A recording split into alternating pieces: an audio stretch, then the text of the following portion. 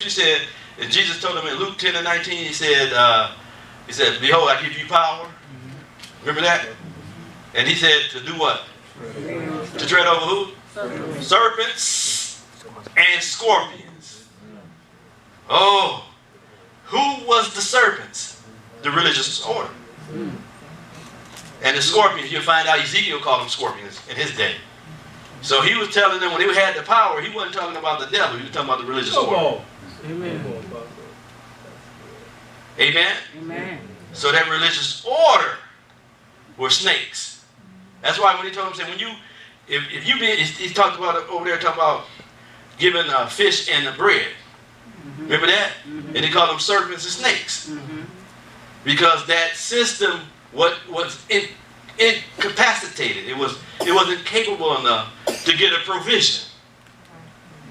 You get what I'm saying? Because Malachi said, in chapter 1, said, I want to be your father. But you desecrated the table. You desecrated the altar. You get what I'm saying? And so Jesus came to bring that provision back. That whole system. You get what I'm saying? And so I say that so I can record. Let me just finish that thought. Because we don't understand if we stay under the Mosaic system, we stay under the old order, we're not going to get the provision that Jesus had provided for us. We're not going to get the full benefit. You get what I'm saying? So it's imperative that our eschatology changes. All right? It says, you serpents, you generation of vipers, how can you escape the damnation of hell? Go ahead. Wherefore, behold, I send unto you prophets and wise men and scribes, and some of them ye shall kill and crucify, and some them shall ye scourge in your synagogues, and persecute them from city to city. So he telling them, he said, you're a bastard nation. I know what you're going to do. Every time I send something to you, you destroy it. Historically, he's talking all history. This is a history lesson he's giving them. You get what I'm saying? We made it something that it's not. So he's in context, he said, I'm going to send you prophets, wise men, scribes. Some of them you should kill and crucify. Some of them you're going to scourge in your synagogue and persecute them from city to city. And there was a persecution that transpired all the way to AD 70. That's why he admonished them and said, make sure you go into the mountains. Don't go into the city. He was telling them because there's getting ready to be a destruction. The army's going to be encased about this city to destroy it. And he said, this generation. Here it comes. Verse 35.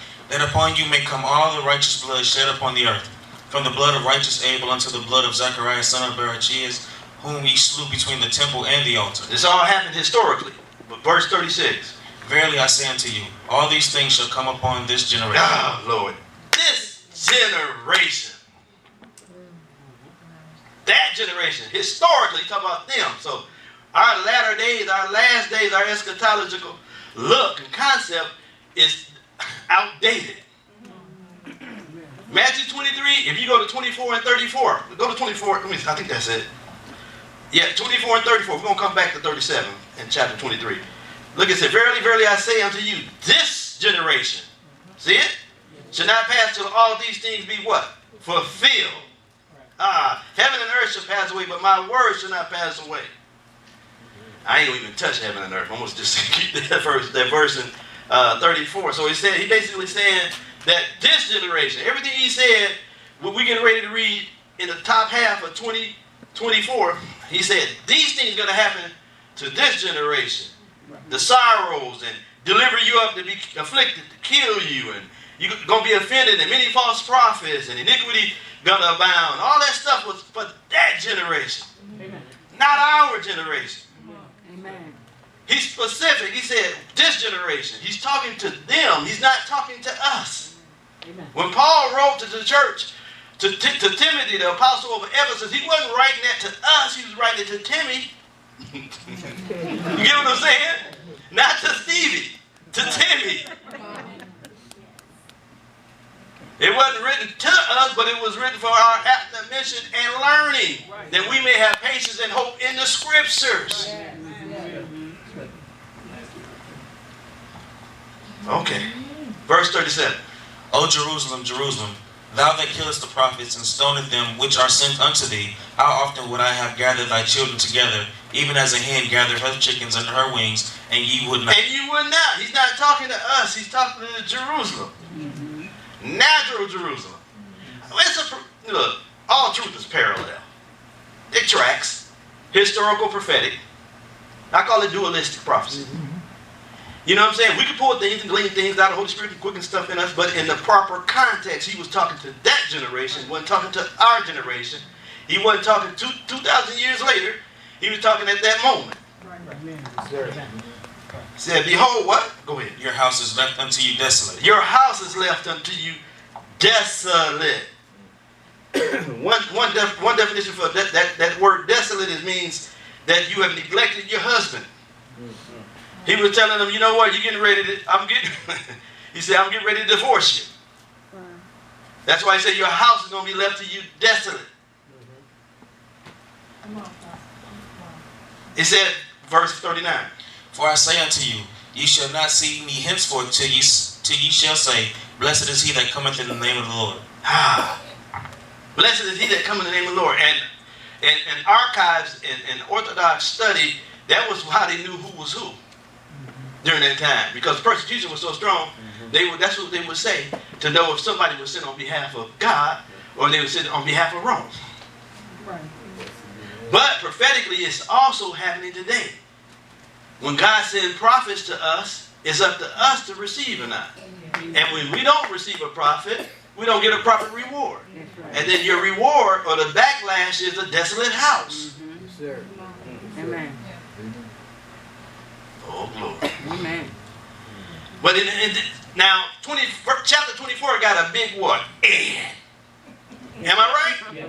Who got King James? King Jimmy. It says and. So he's not done with chapter 23. Am I right? Right? He said and. And Jesus went out and departed from the temple. So he was in the temple. Right? Go ahead. And his disciples came to him to show him the building of the temple. And Jesus said unto them, see ye not all these things? So he did like this. See ye not all these things. After he discussed it, he just started pointing. I told you on Sunday, I like to put it in this setting. I could just see him walking and saying, look at this. Because that was Herod's temple. You know what I'm saying? It wasn't even their temple. It was a Gentile, basically a Gentile temple. Oh boy. And it says, verily I say unto you, there shall not be left one here, one stone upon another, that shall not be thrown down. He was telling them, said this whole city, this model, this temple that's set in Jerusalem is not going to exist anymore. Amen?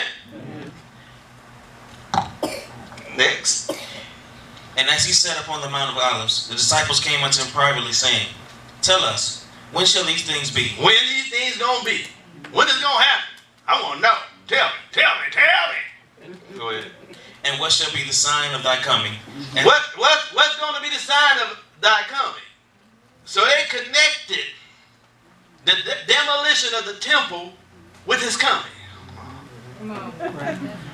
See, they already knew because Ezekiel, Isaiah always talk about when he comes in the cloud, it's for destruction. He would send nations on behalf of himself to destroy and chastise that nation. They already knew. See, our modernized Western thinking has given it a whole new setting that is totally off. Oh boy. His parousia, anyway, is his presence. You tell him, you know what, I'm not going to be substituted by this Gentile temple anymore. And of the what?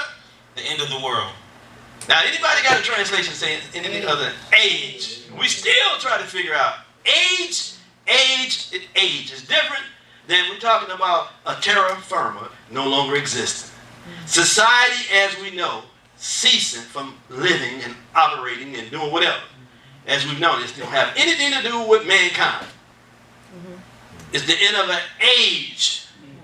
And the age he was addressing in chapter 23 was the Mosaic system. They want to know, are you going to give us heads up when everything is over? Signs of his coming. He said, give me a heads up. And that's why he went to chapter 24. We ain't going to go to 24. He said, when these things happen, you're going to know I'm on my way back. Yeah.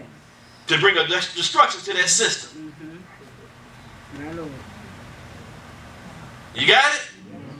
So the buzzword is, if you spend time and go and get a Strong's and look up world, you will understand everything I just said.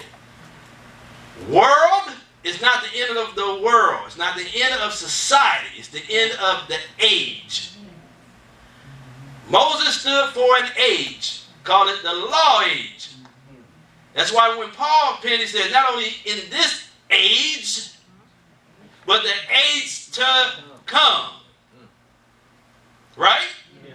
The age he was talking about was Moses. The age to come was the consummation of the destruction of the old system. Y'all following me? It was destroyed in 70 AD. But from 33, when Jesus was on the cross, to AD 70, it was declining. Amen? And there was a momentum happening. So let me get into some of the things and thoughts that I wrote. Eschatology. So it's my eschatological view that we got to get correct. Our lens got to get upgraded. We got to move from cataclysmic and fatalistic thinking to one that's full of hope and expectation.